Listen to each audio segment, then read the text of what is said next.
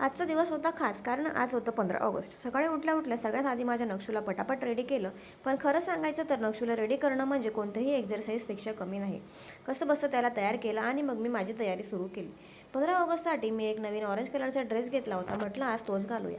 तयार झाल्यावर वाटलं की चला थोडं फोटोशूट करूया. पण आमचा नक्षू मात्र फोटोसाठी अजिबात रेडी नव्हता. मग म्हटलं राहू दे, आधी त्याला स्कूलला सोडूया, मग बघूया. स्कूलमध्ये पोहोचलो तर तिथे 15 ऑगस्ट सेलिब्रेशनची एकदम सुंदर तयारी केली होती. सगळीकडे डेकोरेशन, मुलांची लगबग आणि आपला नक्षूसुद्धा त्या मुलांसोबत छान बसला होता.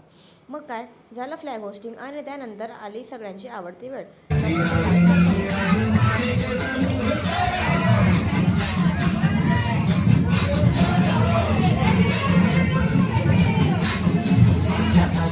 स्कूलचा कार्यक्रम संपला आणि मग आम्ही निघालो सोसायटीच्या फ्लॅग होस्टिंगसाठी. हे बघा, हे आमचं सोसायटीचं सुंदर असं गार्डन आहे. तुम्हाला दाखवते. सगळे तिथे जमले होते. पूर्ण वातावरणच छान झालं होतं. मग झालं आमच्या सोसायटीचं फ्लॅग होस्टिंग.